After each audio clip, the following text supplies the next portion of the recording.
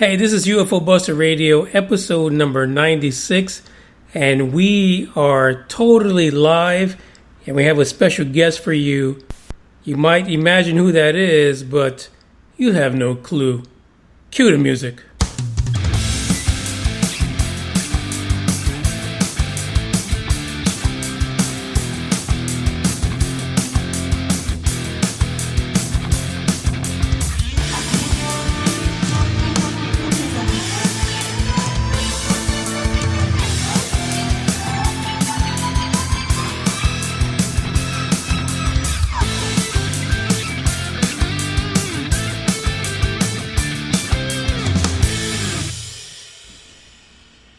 Hey, UFO Buster Radio, episode 96, and we are totally live. So if you guys are not on Spreaker, you are completely missing the action. Hopefully you're getting this message to you in some kind of notification, but we are live right now. So if you're on Spreaker, join us on the chat box. But before you do that, I want to introduce to you a return guest coming in for round number 2, Jeff Aldrich. Hey. Hey, welcome back, Jeff. Well, thank you. Thanks for having me. So listen, in our last episode, we kind of got the background about Jeff and what he's all about, what brought him to the table of ufology. But apparently, we've been talking on and off, and we have some ideas and some of them never panned off, did they? Well, I mean, it's like anything else. We're busy. We're not completely 24/7 dedicated to this stuff. I'm probably dedicated way less than most people. But, it's hard to get some of these things going. But we keep trying. Yeah. And, ufology is one of those things that what I've noticed from the people that message me is that you do it in the dark. Yeah. What is up with that? I don't know. It's like you kind of do it on the side. It's kind of like Uber. Like, you don't tell anyone you're driving Uber, especially if you're doing it part-time. Ufology is just like that.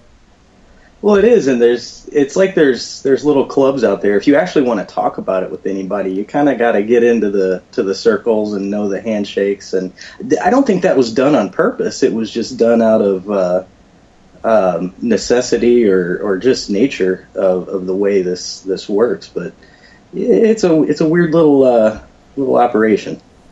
Yeah, and by the way, let me say a warm welcome to Psycho Billy. Billy is the co-host winner. Billy, we need you on here because we need to find out what the hell is going on with Stephen Greer's book. So yeah, we're waiting for you because we want to dissect Unacknowledged in so many ways. Absolutely. Probe it out. Yeah, probe it out. Probe it. I might need to get probed before I get that interview going on. Just saying. So this podcast right now is explicit, so Jeff can curse his heart out, and so can I, because I am currently partaking in some vodka, because I feel like there is some significant things coming out of this podcast. I just feel it. That's right. You got to sit down and have a couple of drinks just to handle this. Yeah, you have to have a cocktail and, just take in the ufology business. That's exactly right. Yeah. So we actually have a special event going on, and this is going to be the very first of its kind. It will be the UFO Buster Radio People's Court. Dun, dun, dun. And, Jeff, you are the first prosecutor in this particular episode. All right, I can do that. You can do that? I can do that. I can persecute all I want. Yeah, so before we even get started, the first thing we're going to do is we're going to take a trip back to the People's Court back when Doug Llewellyn was doing the intro, and let's go ahead and get started. What you are witnessing is real. The participants are not actors. They are actual litigants with a case pending in a California municipal court.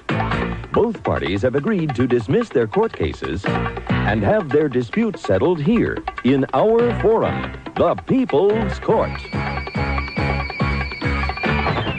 Hello, I'm Doug Llewellyn, and welcome to the People's Court. All right, so there you go. Doug Llewellyn gave you the intro. And Jeff, you are up to bat as the defendant. I'm sorry, no, you're not. You're not the defendant, Jeff. You're the prosecutor. Yeah, you're the I was prosecutor. framed. Yeah, you were framed. You were the one, Jeff. I trusted you, man. All right, so this is UFO Buster Radio, just in case you don't know. And we just had the Black Dog Radio Show checking in. Black Dog Radio, welcome aboard, because we get a little crazy on the live episodes, and we have Jeff. Jeff, you are the prosecutor in the People's Court today. All right. First up to bat is Jaime Maussan. Now, let me give the people a little background. Jaime Maussan is involved with the Peru... what do you call them? The alien mummies. The powder white alien mummies. So he's presenting his case. Mr. Maussan thinks that these mummies are legitimate. They are alien. They are out of this world. What say you, Mr. Prosecutor? Okay, well, other people are going to be more familiar with him in the past than I am. I know that he's apparently done some other stuff like this, but just taking a look at this case and what I've seen, he's done a lot of suspicious things that, to me, look like sideshow antics. When you make a discovery like that, you get a lot of tests done, and you get it to a lot of labs, and you have a lot of stuff done before you really make a big deal about it. At least something that you can show to people. And he really didn't. He turned it into a sideshow. And I think he was charging like $300 a head for people to see this. Amazing. Yeah. Craziness. I mean, the guy is, and I guess that's a going rate in Peru and South America. $300 kind of gets you in the door for everything. I don't know. And I've known guys, because I've been a magician for a long time, and I know a lot of people that do legitimate sideshow stuff, for entertainment. And you do these, like, Fiji mermaids and stuff like that, and you set up a tent and you charge people $1 to go in. In some cases, it's a quarter.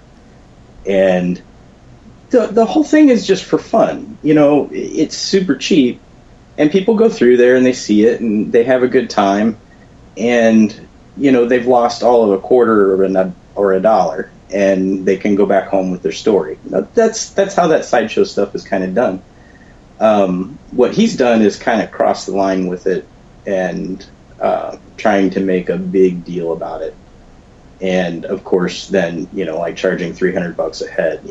It's just clear profiteering to me. And as far as I know, I think they said there were some X-rays and stuff, but I haven't really been able to find those. I'm sure they're out there, and I just haven't seen them. But that's it. There isn't any DNA testing done. There's no big nice MRI scans of these mummies, which they can do. Well, apparently that's around the corner. So there are X-rays. So they show the entire skeletal body of these particular mummies. It's hard to explain because it is so weird. But the problem that I have with this is Jaime Maussan. He's the one that's screwing everybody over on this topic. But I think the reason why this is so good for you, Jeff, is because it has to do with biology, right? I mean, you're talking about a skeletal system which they're actually able to show in X-rays. But the problem with Jaime Maussan is that he had these whole demon fairy things back in the day, which they had this little body inside formaldehyde. And when they looked at it, they were like, oh, yeah, look, there's a whole skeleton here. But when they actually were able to take these dang things out of the formaldehyde and actually look at what the skeletal system was made of, there was a lot of plastic and glue. How about that? Can you imagine that? I mean, that would drive me bananas. Yeah, as a biologist, when I started looking at these mummies, to me there were a lot of suspect things, especially the toes, the feet.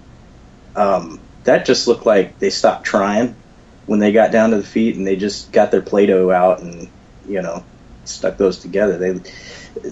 they make no sense biologically. Now, of course, if they're actually from 4.2 far, as you say, who knows how they would have evolved, but it just looks too weird to me.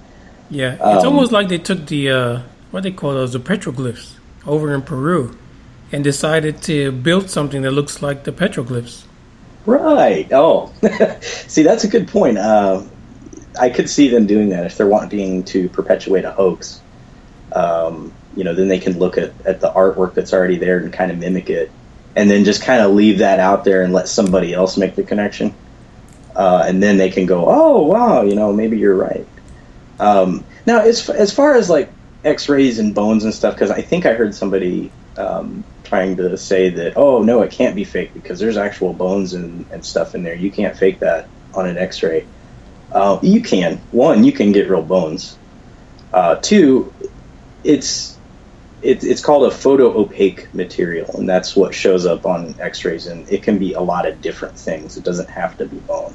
And there are guys out there, once again, going back to my magician and sideshow roots, there are guys out there who specialize in making stuff like this. The mermaids and the fish boys and the weird things like that. That's their livelihood as they make these things. Yeah, and the thing is, come on, animals go missing every day, and they're probably ending up on Jaime Maussan's front doorstep right now. The little idiots probably are gathering bones, trying to make the next UFO hoax. There's a little guy that comes out in the middle of the night with a box of animal parts and knocks on his back door, and he's like, "Oh, did anybody see you coming? No, man, you got the money?" Yeah, exactly. Come on. I mean, forget it. I don't know. I think the problem here is that he's got Gaia basically involved in this. Gaia is the subscription-based video service that talks about all kind of paranormal shit. And, I said the S word. And so basically, Gaia's behind them. You got some dude from the University of St. Petersburg, Russia. Everybody hates the Russians right now in America. People wake up. Nobody likes the Russians right now, so we get the Russians involved too. I mean, of course we do. I don't know. Anyway, you're a prosecutor, so you need to prosecute Jaime right now. What do you do?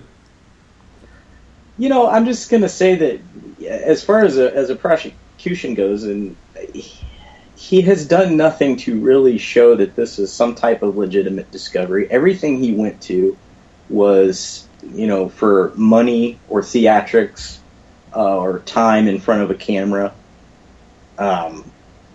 There's been very little done. Now, of course, we have X-rays, and I think you said that supposedly MRIs and stuff are around the corner, but that should have been done already. Yeah. That stuff is so easy to do. Honestly, you could, if I found a mummy in my backyard today, the first thing I'd do is go down to one of the hospitals here, maybe at nighttime or something when they're less busy, and say, hey, guys, who wants to take a look at this? Somebody's going to want to. Yeah, no kidding. Or they're going to spray the place down, get you arrested, and throw you in the clink. That could happen too. That could happen too, yeah. The point is, whether or not you go down to the hospital to do that, I could go down to the university where, I've taken all my classes. I can find some way to get that done pretty darn quick. Right. Because somebody's going to be interested. Yeah, and college students, they don't give a damn. They'll scan all kind of shit. Yeah. No, that is very true. When I worked in labs in my undergraduate adventures, they gave me keys to places they should never have given me keys to. And the thing is, I think they do it on purpose because I think they want you to screw around. Yeah, because that's how you learn, and you build memories with your fellow students, and you learn how to use the stuff. Absolutely. Now listen, Psycho Billy says right now on the chat, this is breaking news because I haven't heard of this, but he says that they found eggs in one of the mummified bodies through a CAT scan. They found eggs? They found eggs. Okay, I want to see that. What say you? I mean, you're the prosecutor. They've got eggs. Well, get them out and let's clone that shit. I mean... I feel you. And you know what? It it's fascinating that they got eggs because I didn't see a penis on this. So it could be female. Right. Well, why not? 50-50 chance, right? Yeah. It could be a hermaphrodite. Anyway, so yeah, they didn't have any eggs in this. That's perfect. So Black Dog Radio says eggs. Wow, definitely got to see this. And like I said, this is news to me. Now I've been following Mr. Maussan, whatever the hell you used to pronounce his name. And on his Twitter, he is vehemently claiming that this is a real deal. These are actually the way they are. They didn't muck with these in any way whatsoever. So these three-fingered, three-toed entities are supposed to be legit. Well, I mean, of course you're going to say that, or what's the point of pulling a hoax? He seems to be getting his money and his attention, so mission accomplished for him. And he can just keep it going as long as he can until, something happens to definitively disprove it or discredit it. And then he can go back into obscurity for a while until he comes out with his next thing. So, I don't know. It's just, to me, this was handled all wrong. This was not handled like a scientific discovery. The other thing is there are a lot of scientists, archaeologists, and other people up there who are getting paid, not necessarily a lot of money, but enough to keep them up there for long periods of time. Why did this guy find them? Of all people, right? Right. Why did this guy find him and not some other archaeological team? Yeah, Jeff, it sounds to me like you're building a case towards you're going to find him guilty. So, what is your prosecutorial stance on Mr. Jaime Maussan? Okay, yeah, I think he's guilty of perpetuating a hoax here. I think he's trying to pull a sideshow stunt that is taken into a realm that sideshow stunts are not meant to go. He's trying to do it for bigger bucks and bigger attention, and I guess it's working for him so far. He seems to be okay. Nobody's really knocked him down yet, but also I don't hear any big scientists getting real excited about taking a look at his stuff. So until somebody discredits him, he's just going to kind of keep running with it. Yeah, so at this point, I agree with you. He's pretty much guilty of perpetuating the same nonsense, getting his money, running for the hills, and a couple years later, he'll come back with something else. So yeah, he's guilty. Guilty as charged. Yeah. Yep. All right, so next in the People's Court of UFOlogy is the one and only Stan Romanek. Now, if you don't know his story, Mr. Romanek has had a ton of great UFO sightings and videos. He apparently fathered, over 60 kids, hybrid kids. But unfortunately, he was busy. Get down with it. And he doesn't have any recollection of it, so what's the fun in that? Right. So Romanek recently was discovered to have had kiddie porn on his computer, and the part that really sealed for me that there is a red flag here is that the kiddie porn was actually also found on a memory card not attached to a computer. So, Mr. Prosecutor, would you please render a case against Romanek being the real deal? Okay. You and I have talked about this Shh, don't tell them that. And, I'm going to tell them everything. I am honest and upfront. But we did not discuss it as a trial. We discussed it as two regular guys discussing regular stuff. Well, this isn't really regular stuff, but no, it's just far from regular. Right. So, anyways, okay. Even if this guy had some sightings or some type of encounters, they've gotten so diluted by all of his other stuff that he's thrown out there the video from his movie on Netflix, Extraordinary. There's so much extra stuff that he's thrown in there that I think he's clearly faked. And people do this all the time. Again, kind of going back to my magician stuff, I also know people who do ghost hunter and paranormal stuff, and they'll throw some fake stuff in there just to keep people interested. Right. It happens all the time. It's not how I would want to do anything, but I'm also not like trying to really get attention for a story of mine either. So I can understand why people want to do this. I get where they're coming from, but this guy, he's taking it way too far. If you look at the movie, you can make your own decisions, but if you look at the videos he's got of this alien, peeking up in his window and in his doorway, it's so bad. It's awful. I mean, it's a puppet that somebody's out there just kind of popping up and down.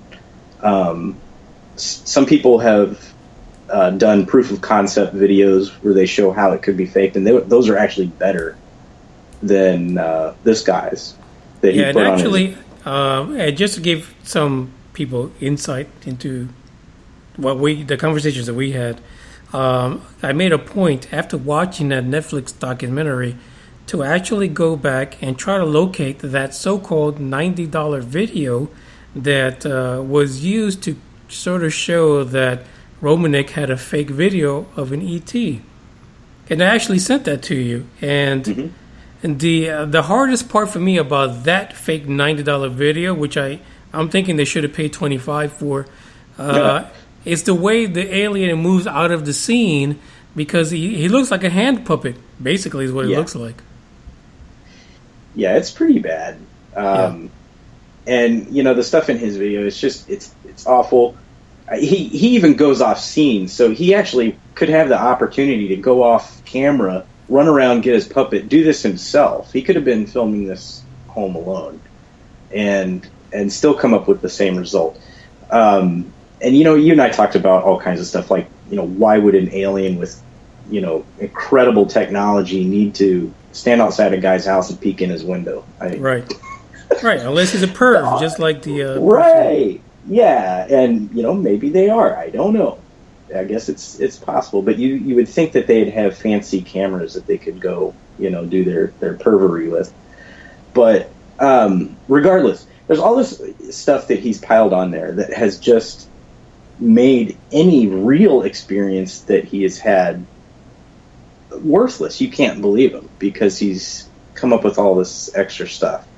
Now, as far as his real world charges go that he's going through now, we got to let that play out because that's a real law enforcement case, and they have their evidence and whatnot. I know that the movie tried to claim that there have been instances where people have had child pornography put on their computer, and I don't doubt that that's possible. But damn, how awful is that? It's to sit there and think that if somebody somewhere decides they want to get you, they could do that. Isn't that terrible? The fact that actually exists, someone ready to discredit you can find some kind of a computer virus or worm and put kiddie porn on you, and then go ahead and report you to the authorities. Hey, what defense would you have? Oh, virtually none. And then, too, once people hear that, you're stigmatized. You're always going to be suspect. Exactly. Now, as we're having fun with this case that we're doing on here and everything. No, we're not. Yeah, we are. But this one is kind of weird because we've got some things that we can kind of have ufology fun with, but then there's some other things that that's just not cool. Child porn. We can't really make light of that. I will say that even his alien encounters have had this element of kids involved in it. The little girl's voice and the fact that he's got all these kids that now he goes and visits on the UFOs. There's always this element of kids around, even in his UFO stories. So this is a little weird. And with all the other stuff that he's built on to his stories, once again, I'm going to go back to that. We can't really understand or know what his original experiences may have been because there's so much other stuff built up around it. And then now he's in court for these charges, and that further separates himself from any legitimate story he might ever have had. So at this point, I think he's guilty of hoaxing, and then too, I think at this point he's gone so far that it would be better to just abandon him. There's nothing. There are no little nuggets in his story that's worth following right now. Jeff, there's a reason why there's a reason why we've had this communication back and forth, because I feel exactly like you do. Here's the situation, and this is why I did that one episode about ufology, false gods, and because people put all this hope into individuals that we all are at fault of doing things that are not exactly by the rule of law. But some people go beyond that. Some people go to the really dark side of things. Right. We have to be able to separate what we seek in ufology versus what is basically humanity. I mean, humanity can be pretty freaking dark. Don't you agree? Oh, absolutely. And I think, too, we see a higher concentration of it in things, not just ufology, but anything where you gather people who are studying something that's weird or out of the mainstream. You're also going to attract people that bring along some other types of darkness and weirdness with them. And so you may see a concentration of them. And so for people like this guy, we see that finally come out. And there may be others out there that have equally bad issues that they're bringing along that they're maybe better at hiding. But that's why I think, and I won't say too much about this because this kind of gets into what we want to talk about later on. This is why I really think we need to bring ufology into the middle ground and get away from the extremes, and that includes the extremes of current ufology folks, and also the big mainstream scientists, because they aren't doing anything either.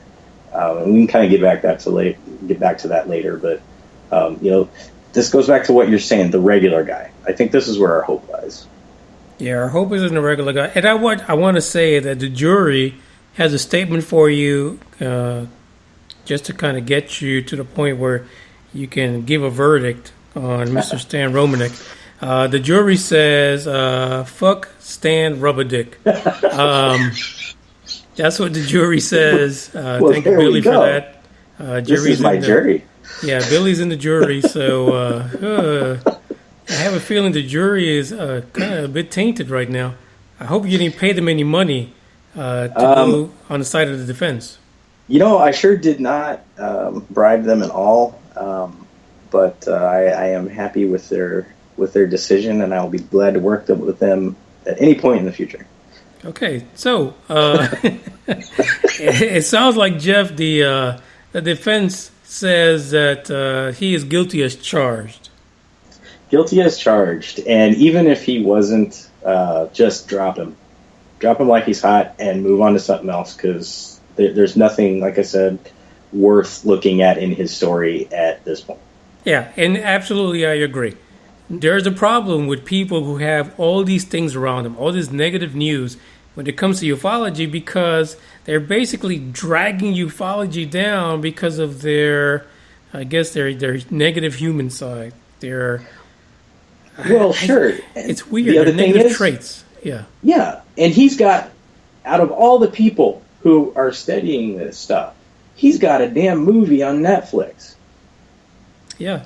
And you know what? And people watch it.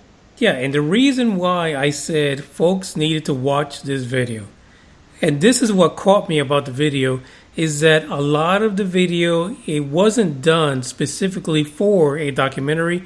It was him. He was documenting his experience, and it seems like he could be a Steven Spielberg of ufology, because he set up every shot. You know, Right. he made sure that his perspective was told in every single shot. Oh, absolutely. Yeah. And it wasn't a crew of documentary filmmakers that did that. It was Stan Romanek. What was it? Didn't OJ do a movie called I Want to Tell You or something like that? Or was it a book? I mean, there's... That's kind of what this reminded me of. Oh, gosh, I need another drink. No, listen. Let's not talk about OJ because he's free now, and I don't want him to come after me. All right. Yeah. Yeah. Let's let OJ. Is he free now? I thought he was. Isn't he out You like know, on parole? I didn't know he was in jail, so I don't know if that was me being under a rock or if there's a Mandela effect. Jeff, you're missing it. He was in jail because he was trying to recover some of his, sports memorabilia that he said somebody stole from him, and he did it at gunpoint, and he got thrown in jail. And now he's on parole, I think. I do remember that. Yeah. I'm not a sports guy, and I don't know. He might be a good person to have on our ufology team. Who's gonna fuck with OJ? Yeah. Wow. Nobody. Nobody's gonna fuck with OJ. Let me know how that goes, man. Yeah, the juice is gonna take everybody out. Screw them. All right, so it sounds like Jeff says that Stan Romanek is guilty. Screw him. Throw him to the side. Exactly. All right, so the last person, and I want to say this beforehand. The story of Igor Ashurbeyli and the Asgardians. Number one, I say Asgardians. I'm a New Yorker. For those of you who don't know, who didn't listen to the original episodes, I am born and raised a New Yorker. I'm a Yankee. And Asgardia, it sounds like I'm saying the word ass. I'm sorry. That's just the way I speak as a New Yorker. Asgardia sounds like ass coming out of Guardia. How else are you going to say it? Is this a real problem? I don't know. It sounds like ass. Asgardia, I don't know. You know what? I guess maybe because everybody's watching the Avengers and stuff and Thor, maybe they're saying Asgardia, like Z instead of ass, but... Yeah. Why is this a problem? Well, it's not a problem. Work with me, Jeff. You're on here for a reason. You're supposed to support me. So Quit saying ass, Manny. Jeez. I'm saying ass. But it's an explicit episode. And by the way, if you didn't see the rating, it's explicit. So we're going to say words like ass, the F word. I already said it. But it's okay because we're human and we can say things like that, especially from an old New Yorker like me. Now, let's get back to the word ass. Guardia. So I did say that. Now, we have a listener that's been around for a very long time. Her name is Shannon. Shannon provides me with so much information regarding ufology. I am amazed at how much she knows. And we had differing opinions on Asgardia and Igor Ashurbeyli, Dr. Igor. Listen, when you listen to Manny Moonraker and UFO Buster Radio, chances are we're going to have opinions that do not match up. They're not going to mesh. Because when I see ufology, the history of ufology, I see a lot of fake news. I see a lot of people who take people who want to believe that we're being visited and turning that into profit. When I look at Igor Ashurbeyli, I see someone that wants to take the topic of ufology, the topic of space, and turn it into money. And we disagree on that. And I want to be the first one to say there's a lot of cool things about Asgardia and Ashurbeyli and what he's doing. But there's a negative side that historically we see people who take the UFO and ufology idea and, make it into a cult. And I see the beginnings of that here with Ashurbeyli. And before we throw this to the prosecutor, I want to say these things. The first thing is that I did some research after exchanging emails with Shannon. Shannon, you're awesome. I saw a video back when Ashurbeyli first announced that Asgardia was going to be formed as a nation. In that video, the individual had the site for Asgardia up, like they do on YouTube. They show the website, and then they have the little picture on the corner of them talking about it. But at that time, the website said there were over 470,000 Asgardians.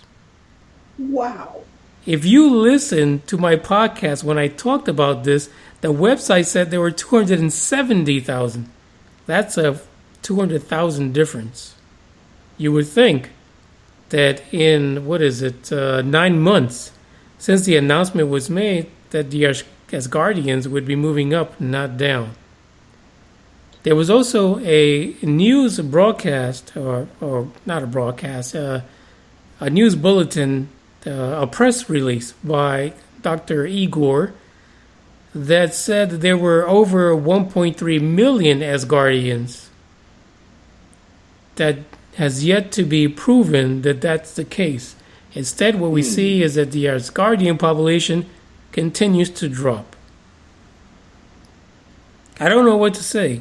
I think, Big O and I had the idea of shooting off a low-orbit microsat as part of the podcast and using crowdfunding to get that done. And we would gather things from the listener, shoot it up there, but we would surround this CubeSat with cameras so that our listeners could have access to what the Earth looked like from space. And maybe even transmit some of our episodes into deep space. Well, there we go. It does not cost a lot in order to get Asgardia's level of commitment to technology. My concern is, what is it that the end game is for Igor, and from what I see, the connection that he has to the Russians. And so now I'll leave this to the prosecution to take care of. This, even if it's not a cult, although I think you're right, it's starting to look like it could have elements of a cult. This thing has been done forever. I mean, if you go back to your American history class, when the colonists were first coming over, they would companies in Europe would create flyers about how wonderful, this new colony in America, come to glorious Jamestown. It's going to be wonderful. And they would get people excited about it, and they would join up, or their families would give money. And they had no plan. They may have had a destination in mind, but the land was just awful. Everything that they had said was a lie. This has been going on forever. You can go buy a piece of Scotland and become a Scottish lord. All kinds of stuff get done to generate money. So I think they're definitely doing something just to get money. Whether or not they want a cult following or not kind of remains to be seen. Those numbers, as far as their population goes, seem like they're kind of grabbing them out of their ass every time they need to report them. It is Asgardia. And we have come full circle, everyone. There we go. So listen, a couple of other things that I found out in my research, because I feel bad that we had that point of disagreement, because I am UFO Buster Radio. I realized that I am so connected to this podcast that it's bananas. But I noticed one thing that you don't see published by Igor, is that number one, he claims that he is royalty. He comes from a bloodline of blue bloods, the Ashurbeyli blue bloods or whatever. So he's royalty, and so Asgardia is going to be a monarchy. So it's not a democracy. It's not even communist or anything like that. It's going to be a monarchy ruled by Igor Ashurbeyli. Well, so that makes it a lot simpler. Plus, also, might I add that Ashurbeyli is a lot more funny than Asgardia, or at least as funny. Ashurbeyli? Well, yeah, I don't know. Ashurbeyli. You're pronouncing it a whole lot different, Jeff. You're going to open a can of worms. So Now, I am from the Midwest, and I understand that we have the most neutral of accents. So, when we say something, you can take that to the bank. Okay. I had to think about that for a second. All right, so listen. So, the prosecution, are you going to say that Ashurbeyli, the monarch, and the kingdom, because he says, is it going to be a kingdom? Oh, wait a minute, before we get to that, this is the part that really threw me off about Ashurbeyli and his plan for Asgardia. So right now, he's got this whole membership thing, getting the citizens in. But one of the things that he says is a future state. And for those of you who are in corporate America, corporate Europe, a future state, basically his plan is that he is going to surround the planet with a defensive grid to keep things like asteroids, comets, or whatever the hell is out there at bay, because he's going to have these satellites that are armed and they're going to destroy any threats to the Earth. Well, nice. How does anyone accept that? I mean, how could you, the first thing that comes to mind is the Avengers. I'm an old Marvel guy. I love Marvel. But what I see here is someone who, for one, he says he's a king. Don't get it twisted, folks. This guy says he is the king of his kingdom, and his kingdom is going to surround the planet Earth and is going to protect a bunch of people that he thinks are war-mongering apes. I'm sorry, but it just does not mesh for me. Please tell me he is going to dress up like Thor at some point. I don't know if he's going to do that. Asgardia might have a whole bunch of different kind of costumes. Everyone probably wears butts on their foreheads. I don't know. That makes sense. Yeah, but as a prosecutor, can you let us know what is the verdict you're trying for? This guy, what am I trying to find him guilty of? Being a bad guy or perpetuating a hoax? I think he's trying to get a bunch of money. Have we heard any stories about his followers, citizens, Asgardians doing anything? Or do they just... The problem is that Asgardians could be your aunt, it could be your cousin. Nobody knows who the hell Asgardians are, because Asgardians, they will submit their application to pledge themselves to the Constitution, and they get to upload a file to the CubeSat to have it put in space for about 6 months, and then it all crashes to hell in the atmosphere.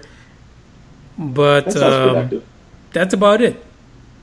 Wow. Now, here's the thing. Here's the thing that they don't publicize, that Ashurbeyli did say that he is hoping that the Asgardians will have it in their heart to help him fund the next few projects. So even though he's rumored to be a billionaire, he's asking the Asgardians to fund the next projects. Well, that's how taxes work. Exactly. Yeah, this guy, well, he's trying to make some money.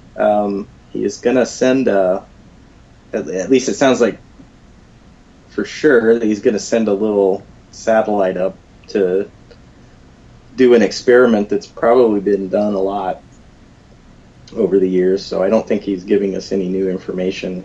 To me, it sounds like he's getting paid to provide a product that people seem to like. I think it's not probably something I would want to do. Now, as far as promising that he's going to protect the Earth with satellites to keep out asteroids and bad guys and doomsday machines, that's a bit far-fetched. Nobody's going to let him do that. That's my point. I mean, could you imagine a president, let's say 15 years from now, when he decides to put that plan into action, actually saying, "Oh yeah, that's a good idea, King Ashurbeyli"? No, God damn it, no! Shut the front door. Get this guy the hell out of my planet. Let's shoot him up into space and forget about him. Yeah, he needs to man that satellite personally, I think. Yeah. Oh, by the way, he does have a plan, and you can see it on the website for a space station. It's quite nifty. Quite nifty. Not like the ISS. This thing is badass. And the kingdom will be there. Oh, okay. Well, it needs to be somewhere, because right now it's not anywhere. I mean, we just have like secret Asgardians running around. You said the word ass. I did it on purpose because I feel like I'm being left out, and I don't like that. So yeah, Asgardians, perfect. Asgardian. I think we need to tell everybody it needs to be pronounced that way. Yeah, just add an S and change the spelling. Come on. Right, Asgardian. All right, so you're saying he's guilty? I'm gonna say he's guilty of being kind of a dumbass. He's not as harmful as some people, but I don't think we need him. I'll put it that way. Yeah, we don't need him. We don't need his kind of brand of nonsense. Damn ass Guardians. Damn ass. All right, so anyway, that is the conclusion of the People's Court. So, Jeff, before we get into the meat of what this podcast is about, we got to let Doug Llewellyn say his piece. Heck yeah. Yeah. All right, Doug, take it away. I'm Doug Llewellyn, thanking you for joining us and reminding you, if you're involved in a dispute such as this with another party and you just can't seem to work it out, don't take the law into your own hands. You take them to court.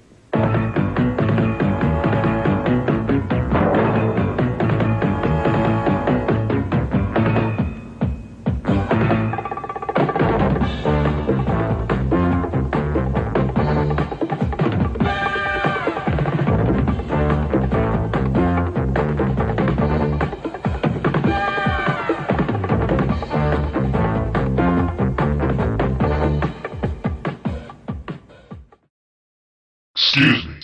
I'm looking for Manny Moonraker. I understand you're looking for either a flying disc, cigar-class shit. Now, are you looking new or used? I have both. I also have the long cigar or stogie shave, with and without air conditioning.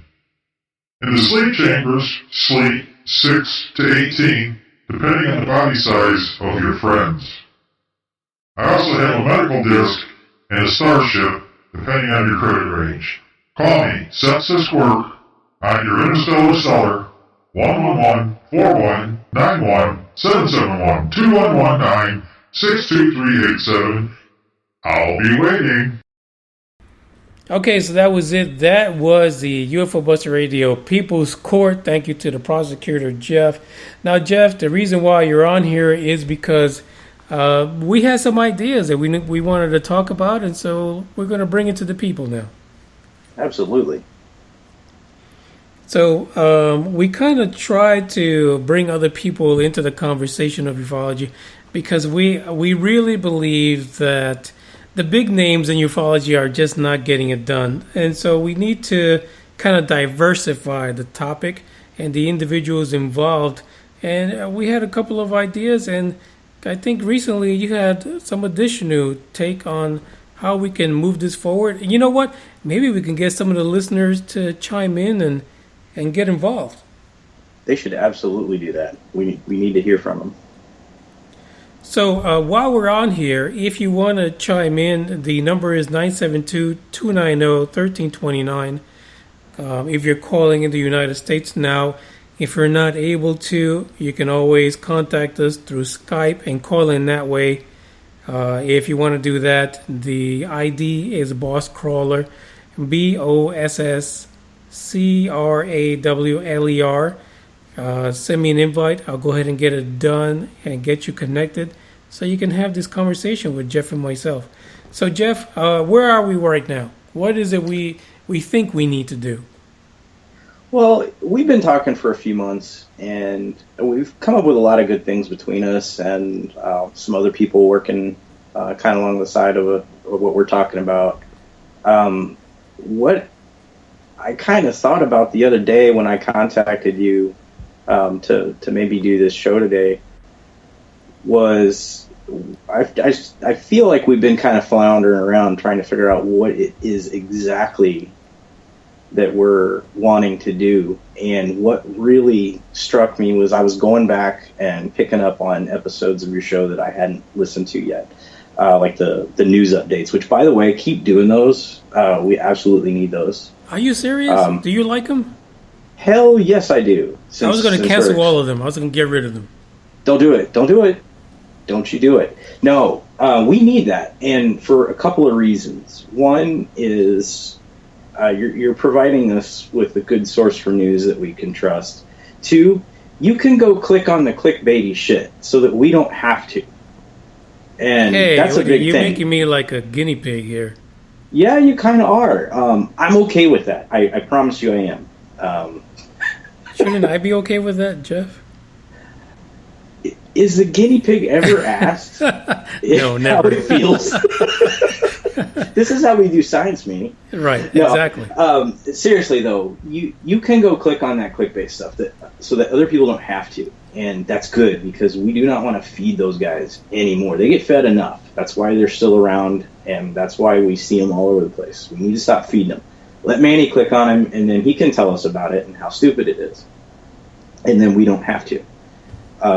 Because, if you click on those sites, you're probably getting terrible viruses on your computer anyway. And that's why Manny's probably having trouble with his computer. But I knew you were going to bring that up. I knew you were going to bring that up. That could be the Men in Black, though. We don't know yet. Right. Seriously, though, yes, please do those news shows. They are good, and if people aren't listening to them, they should be. And shame on them for not listening. Now, what I was going to say is, I was listening to the one you did about Neil deGrasse Tyson, and I got really worried. I got worried about you. I got worried about you because you were beating your head on the wall or the desk or whatever it was there, and you shouldn't be causing yourself harm over Neil deGrasse Tyson. It's a sacrifice I do for the podcast. You got to do what you got to do. I get it. Right. All right. So what is it, real quick? Now I sound like I'm interviewing you. But what is it that bugs you about Neil deGrasse Tyson? Here's the problem with Neil. Neil, you're great. Thank you very much for being the prominent scientist that you are, you freaking retarded fool. Here's the thing that gets me. So you're going to go and say, I could imagine that one day we will find out that we were being controlled by an alien entity and none of the lives that we see are real. They're all controlled by E.T. Great. Okay, fantastic. But then you're going to go around and say, ufologists are a bunch of idiots because they have no evidence of what's going on. How can the two not be the same thing? Okay. I heard your frustration on that very thing. By the way, did you like that voice? It wasn't really like Neil, but, Hey, I was actually impressed. That was a good voice. I think at any time people should make their own sound effects and try and do voices. I make a lot of sound effects, but none of them are really appreciated. But go ahead, Jeff. Yeah, nobody really gets what we're doing when we do those. I do a lot of sound effects too. I also talk to myself a lot, but that's another story. So I heard your frustration with Tyson and what he was saying. And, one thing scientists do, especially ones like him that are kind of at the forefront of the news, he probably spends more time being a figurehead for science than actually doing research. I'm sure he does research. I'm sure he's got labs and graduate students that are working hard for him. He's got to do something for his title. Absolutely. If you're in science, you have to earn that stuff, and we'll give him props for that, because I'm sure he's doing some research, and he's definitely involved in science. But he was talking about being watched by aliens or whatever from outside. Scientists get wistful and they say stuff like that because they probably don't believe in any of the regular religions They may not think a lot about philosophy, but sometimes they do like to get a little poetic and think about stuff. I mean, that's all he's doing. And so I'm not going to fault him for being like that. I don't think I want to read too much into it. I think he's just kind of being imaginative. At the same time, though, Tyson has got some bite in him. I've heard him be really critical in very harsh ways of not just ufologists, but a lot of different things. He's been very critical of NASA in the past, and he sounded pretty vitriolic about some of that stuff too. So it's not just ufologists that he's picking on, but not just Tyson, other guys like him. The reason why they're so loath to want to talk to people studying UFOs, it's not just that they think they're crazy, which sometimes I think that's legitimate. It's not that they don't want to believe in that stuff necessarily. I forget where I saw this. It was some documentary, but I think it was an ex-head of the CIA had said, we're afraid of getting misquoted, and that happens all the time. So that's legitimate too. So, but listen, hold on a second. He wasn't misquoted. I can understand if that was his. He was being interviewed, so he had a chance to clear it up. And old doofus. And you know what? I'm going to take Billy's term, and I'm just going to call him Mr. Rubber Dick. So Rubber Dick basically had a chance to say, "Oh no, I was drunk. I was out with the hookers that night, and they gave me some cocaine. So I decided to say, freaking ET is screwing up my life because it's in control of everything. I'm just going to sit here and rub a dick." But no, that's not what he said. He actually went into, well, what if don't you think that it's possible that possibly ET is control? What the hell? If you think there is an ET and that's controlling your life, what makes you think that they are not going to visit you firsthand and stick a probe up your ass? I mean, what is wrong with him? That's the part that gets me. No, he wasn't. See, I've been around a lot of scientists, and I've heard them get like that. Again, it's wistfulness. He's not actually saying that he literally thinks that this stuff could be happening. You kind of get the picture of him, you see Neil deGrasse Tyson sitting at the lab table with the hookers and the cocaine. Right. Yeah. But looking down and then kind of looking up and taking off his glasses and getting all starry-eyed. That's the kind of thoughts he's having. He doesn't it's not literal to him. It's just kind of, as a scientist, you allow yourself to think like that. Well, I can say this. As long as I have explored this topic, I never once thought that ET was controlling what I do. Right. That's the part that gets me. You're a freaking scientist, goddammit. You don't have these thoughts. I mean, what do you do? What's your hypothesis there? I don't get it. It. That statement was crazy. And I want to say this. I want to invite people to go and look at Neil deGrasse Tyson on YouTube and look at how badly he puts down ufology and ufologists. And it might be like a penis envy thing. He's got the biggest penis because he's got a science that backs him up, and it's proven, it's got theories. And so he's throwing his penis around because he's hitting ufology with it. He's smacking ufology with his penis every chance he gets. And it actually happens because he makes it into a comedy routine at some of the speaking engagements that he does. And this is the reason why probably ufology, penis whipped, probably why ufology does not reach out to people like Neil deGrasse Tyson, because even though E.T. is a god and pretty much puts the hookers there before him, there's no way that they're coming to the planet. That's it. That's my rant on it. I'm sorry. I hear you. It's honestly, this is kind of what I mentioned earlier is, dropping people on the UFO side like the Romaneks and whatever. Drop the Tysons too. Don't listen to them. You know, you don't need them. They're not going to listen to you anyway. I think he's a smart guy, and I think he deserves kudos for all the things he's achieved. Not in ufology. Well, he's not a ufologist, so No, we don't even need close. We don't need him for this project. You know, leave him out. Maybe one day, if we ever actually get something, then he'll want to come in and we'll say, ha ha ha, Neil deGrasse Tyson, stay out there. Yeah, he's like the monkey that when you go to the zoo and he's taking up his own excrement and he's hitting the other monkeys with it. I mean, that's what it is. Yeah, he's quite a character. Sorry, but that's anyway, vodka talking.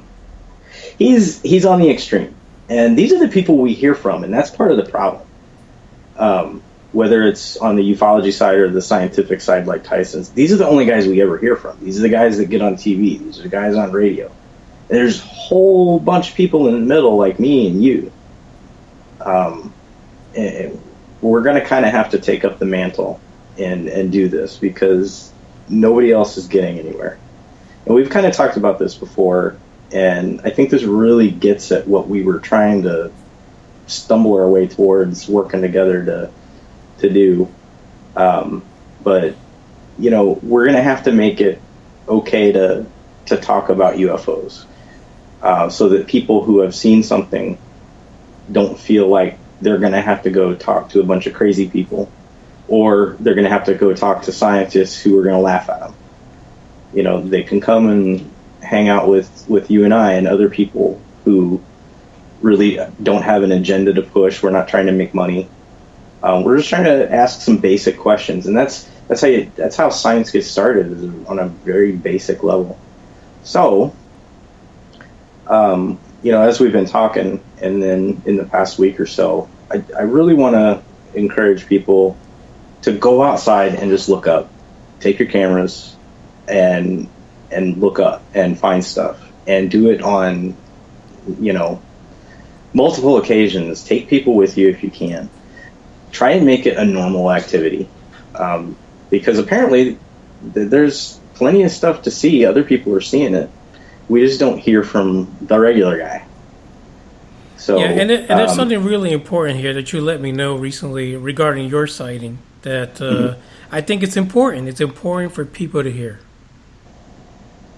Oh, as far as my sighting back in December? Yes. Yes. Actually, I was looking on New Fork, and they have a good database of sightings that people have entered stuff into, and it's actually done in a very dry manner. So, you know, scientists should like that. It presents some basic data along with a story, and a lot of the people remain anonymous. So you can remain anonymous. You don't have to tell people who you are, I think that's good, because a lot of people are going to be afraid. So they can just tell their story on here and not have to worry about anybody bugging them. Anyways, I was looking on this website, and I looked for the date of my sighting, which was December 27th, and in the state of Missouri, which is where mine was at. And lo and behold, right around the time I had my sighting was another sighting down the way a bit west of here, which would have been exactly the direction that I saw this thing go.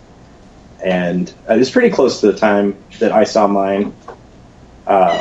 So I thought that was kind of neat to have that validation that not only did my friend have something that she saw the next day, but somebody else that I don't know about 3 hours down the road saw something. And from where I was and where I saw this thing go, it would have gone in their direction. And they actually got it together to go put their report on New Fork. I haven't put mine together yet. I intend to. It's kind of bad, and I'm going to shame myself a little bit for not doing that, because I should have by now. Yeah, you know what? I think it's important that, number one, we have to make the distinction. And so a lot of people are afraid of making these reports because there is such a stigma with UFO. Folks, UFO is an unidentified flying object. That's all it is. The stigma has nothing to do with the UFO. The stigma has to do around people thinking that you, me, or anyone else that follows this topic is thinking that there is little green men. And that's where the stigma is. Yes, that was another one of my big points that I really wanted to mention today, and I'm glad you did, because I tend to wander. And that is, we got to take the fear out of this stuff. There's no reason to be afraid. It's just a light in the sky. It could be, a military craft. It could be a drone. It could be a satellite. It could be a meteor. It could actually be aliens from another planet. We don't know. What we do know is that a lot of people see them, and that they're there. It's a real phenomenon. You don't have to believe that. You can pretty much bank on that. There's stuff going on up there that people are seeing. Now, what it actually is, that's the mystery, and that's where the paths kind of diverge. But you don't have to be afraid to go out and look at this stuff. Chances are they're probably not going to come down and get you. Well, not all the time. Not all the time. If they do, hell, that'd be kind of cool. I guess that'd be kind of neat. I'd be up for that. Well, according to Neil, if you have probing evidence and you took a picture of being probed, please forward it to him, and he'll believe you. Right. So we need pictures of probing, everybody. Get on it. Yeah, get on it. So, but, that's the other thing is we don't have very good evidence. We don't have good, he's right in that regard. And the only way that we're going to change that is, one, we need better quality. But two, we need sheer numbers. We need a lot of people looking up at the sky. And I'll be the first to admit I am terrible about it. I saw my UFO on December 27th, and not once since then has it occurred to me to get my ass outside and go look up in the sky. I haven't done it. So, and I think a lot of people do that as well. And then, people who aren't even thinking about UFOs, they're not looking up in the sky. We're ground-based animals, so we've got to do our work and our play, down on the ground, and we're kind of focused that way. It's for the same reason that, deer stands work, because people can climb up in a deer stand and go get a deer because they're not looking up. Well, it's funny. I think you and Billy are connected because he just recently posted on the chat box that it's not so much an issue of fear, but it's more laziness. Yes. People are just not. You know what? I want to take it a step further. I don't even think it's laziness. I think it's life. You have a life to live, and your life, compared to the rest of the universe, compared to what's going on, is not exactly very long, Exactly. And so you basically have to live your life. And the idea of stopping your life to just take a moment to look up into the sky or to set up a regimen to where you're constantly looking to identify things that are unknown, it becomes a chore, and it's taxing because you have to live life. You have to raise kids. You have to pay attention to your spouse, who's probably going to nag at you because you're doing some kind of stupid shit with a camera.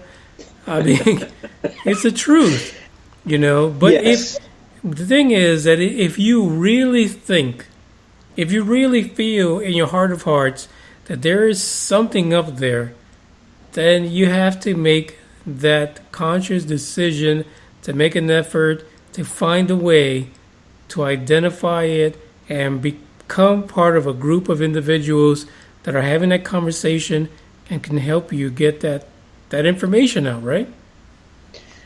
Absolutely. And it's just, and you're right. There's a lot of factors. Some of it is fear. Some of it is laziness. Because I've been looking around in some UFO circles, people who, want to be a part of the conversation and have been for many years. And I don't think that they really are intentionally doing this, but it's much easier for them to sit around on the internet and discuss stuff, in a chat room or a forum than it is to go out and actually, look up or do something. The other reason is it's boring as hell. I mean, science is boring. It is. It involves a lot of observation, a lot of time. It's not glamorous. It's not cool. You know, it's a lot more fun to probably talk about gray aliens and abductions and stuff than it is to just go spend hours and hours and hours looking at the sky hoping to see something. But that's where our answers are going to lie. And the more people that do it and the more often they do it, the more we're going to have, and the more seriously other people are on the outside are going to take it. Because if we start seeing stuff and a lot more of it, you know, then people are going to be interested. And we got to kind of drop all of the weird extra stuff that a lot of people have attached to it, and just call it what it is. You have unidentified flying objects up in the sky. Don't attach a bunch of other meaning to it. You know, do that with your friends if you want. That's fine. It's fun to talk about, but just as far as the mainstreaminess of it goes, that's all you need. You don't need to say anything else about it. All you need to do, and then, you know, get on places like New Fork or whatever, and make your report. And the more and more and more of these we get, the more serious attention it's going to get, which it deserves. The actual subject deserves. Some of the people do not. Yeah, absolutely. And as a matter of fact, officially I'm saying if your wife doesn't like that you are looking, or your spouse, yeah, it could be a guy, you know, if your spouse doesn't like it, just get rid of them. Right. You can always get a new one. Yeah, go into a ufology chat forum and pick up a new one. It's that easy. Yeah, it's much harder to actually film a UFO than it is to find a new spouse. Yeah, exactly. I mean, spouses they're like a dime a dozen. Anyway, so listen. So altogether, here's one thing that I learned recently in getting reports from Ronnie Dawson recently when he went to Roswell.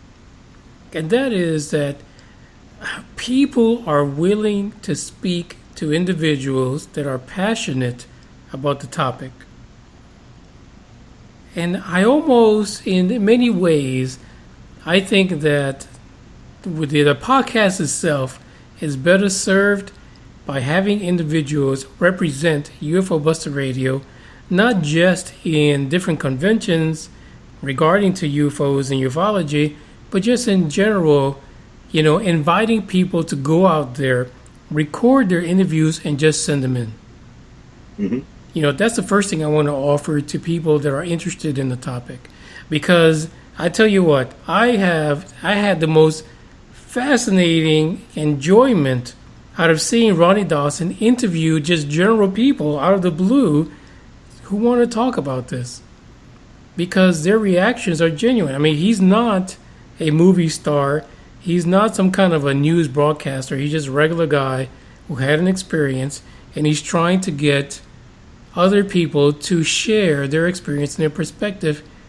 And that goes back to the whole blue collar thing. I think us at the grassroots movement, if we reach out to other people and get their story out, it has a bit more credibility than some kind of Hollywood person trying to make a buck out of a show and try to put that out. You know what I mean? Oh, absolutely. You know, people in the middle, as I call it, are going to relate far more to people who are like them. You know, like me. I didn't care about UFOs really until I saw one, and even now, it's not like I'm on this quest for people to believe me, and I don't care. I just kind of want answers. You know, I want to see what other people are seeing, because what I saw was weird enough to make me really, really curious about it. And I think there's got to be a lot more people out there in the same boat. And they just don't know where to go to talk about it, or, again, as you say, life goes on, and they got to do their other stuff. But they still have something to contribute, and I think we need to, there's a term, you know, that's being thrown around a lot lately in political circles, but I think we can apply it here, and it's called, we can normalize something. You know, make it okay to talk about, hey, I saw a UFO last night. Really? Oh, that was cool. You know, we can help normalize that activity so that it's something that a lot of people will do. And that's really, I think, going to be where the real answers lie. And like you said, having people go out and interview just regular people, and keep building this network. That's really, really helpful. Yeah, so listen, hopefully it looks like we might have Billy on next week to talk about unacknowledged. And, from a lot of the responses that I've seen from Billy and the things that he says about the topic, and Billy lives in the state of New Mexico, so he's in the thick of it, at least back in, back in 1947. It was the thick of it. But, he has a perspective that he can share that he's going to add to the unacknowledged. And I think we need to create a network of people that not only, I think people not only just want to talk about their experience, but they really need to, not want to, they need to. They should have a fundamental need to search for others, not just other incidents, but other people that have stories about the same topic and are willing to at least talk to them about it. They don't have to go into public. They don't have to print their thing in the Sun Daily UK, whatever the hell it is, but be able to at least have a forum when they can talk about it and have it documented. Do you know what I mean?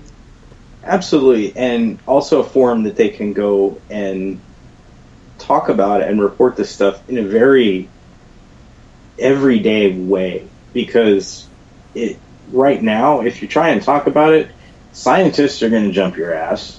Ha ha ha, loser.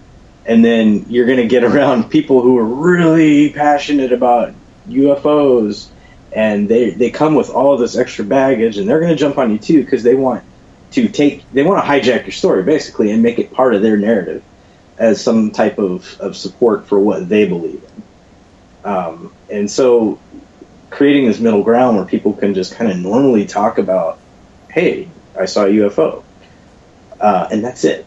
It may sound kind of boring, but I think, again, that's where the answers are going to lie, and that's how you're going to get people actually truly discussing it.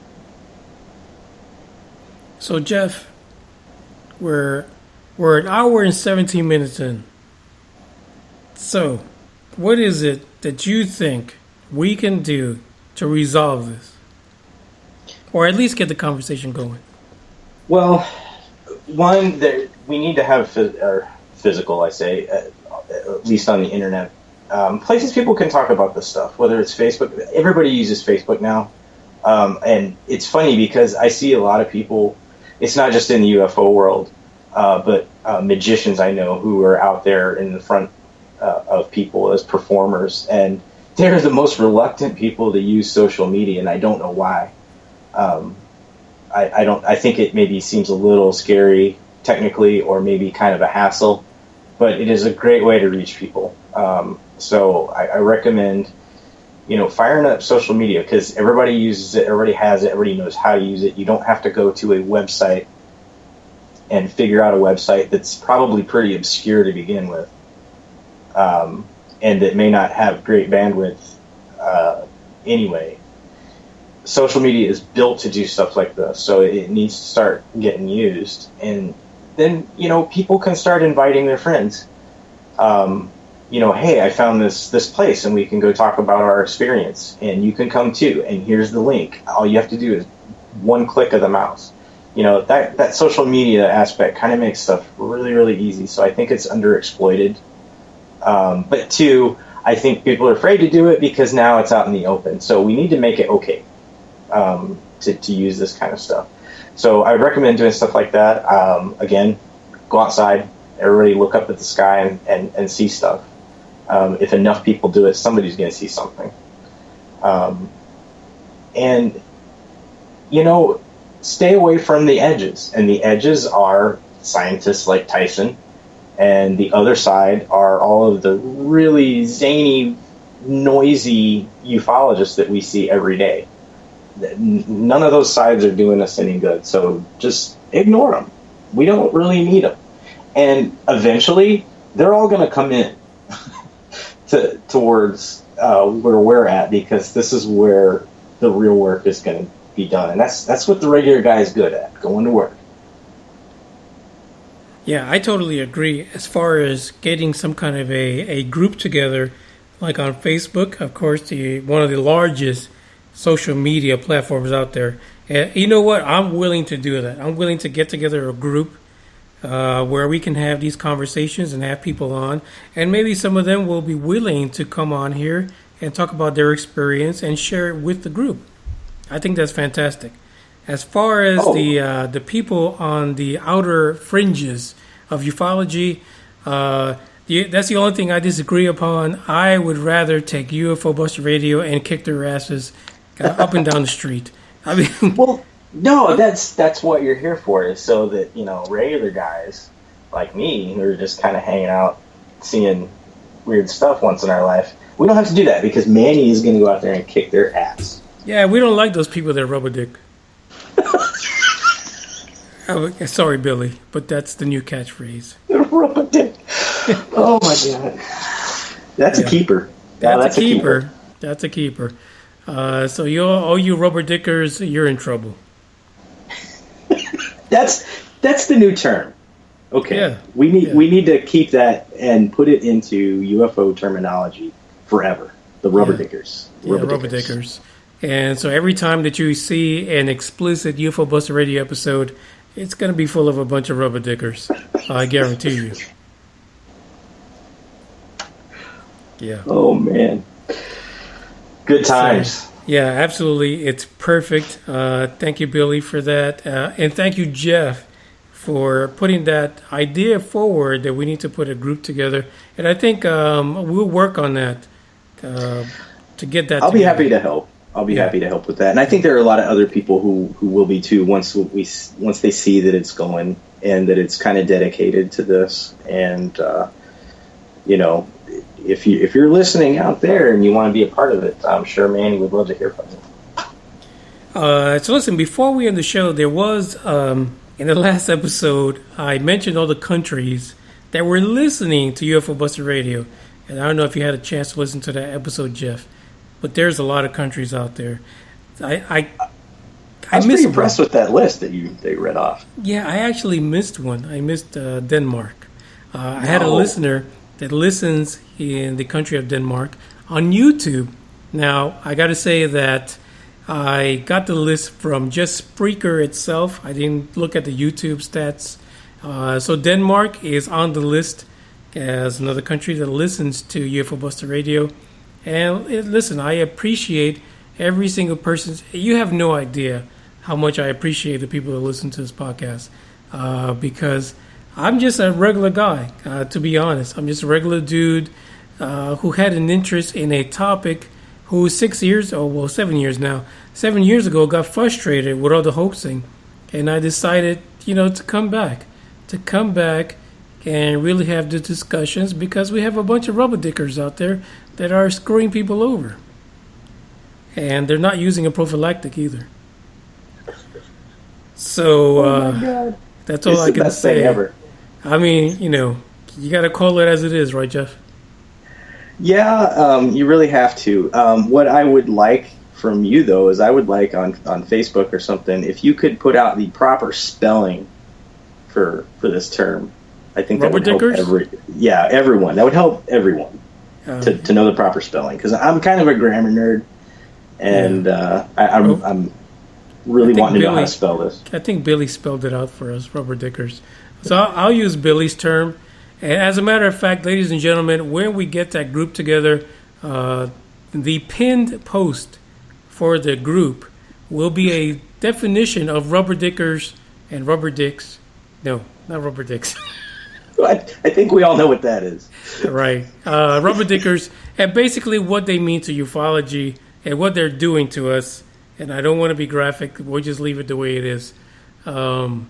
But that's what it is. And I think Billy really encapsulated what we're trying to do here, Jeff. And I think we're going to move forward. And this week, we're going to have that group together. Yeah. There's no reason why we can't do this really quite quickly and get it going. And just as a side note, there will be no phallic symbols on the group. We're going to ban that. So if you're thinking of putting on any kind of porn into the group, it's not going to happen. Rabbit Dickers is basically all about people like Degrassi and Romanek. Somebody's going to do it. You know they will. Yeah, I had to disclose that. But we'll be on there. We'll be on there as moderators. And you know what? If Billy wants to come on there and be a moderator and make sure that there are no rubber dicking pictures, we'll do that. We'll make sure we don't have any phallic pictures on there. He was the first to identify rubber dickers in the wild, so... Listen, he is a visionary. No, Billy's a visionary. What's going on in New Mexico? New Mexico is not being tapped for what it's worth right now in ufology because there are anti-rubber dickers in New Mexico. And I mean, come on. That is perfect. I love it. That's got to be rubber dicker, central out in New Mexico, I would think. So he's probably an experienced hunter. Yeah. Roswell has a lot of rubber dickers. But that's a different episode altogether. We'll do an episode just on rubber dickers. Please do. Yeah, but for this episode, we'll leave the rubber dicking where it's at. And I want to thank everyone for listening. I want to thank Jeff especially for tuning into the madness and taking part of it, because it is one crazy topic. And today, it just got into a whole new level, didn't it? Yeah, we took level or depths or heights. I'm not sure which, but we took it somewhere, and that's something. Yeah, and this is the shit that happens when you put explicit on your damn episode. You start rubber digging. And I think you should maybe do that a lot more, and then occasionally. I won't do it. I'll talk about it, but I won't do it.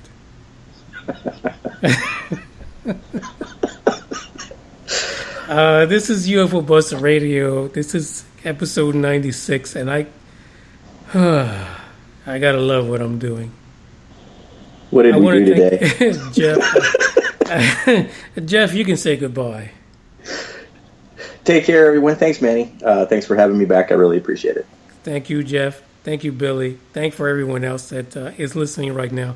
And don't send me any hate email either. I mean, if you don't like rubber dicking, it's okay. You don't have to be taking part of it. And if you do, you don't have to tell me either. But this is UFO Buster Radio, episode 96. Ciao.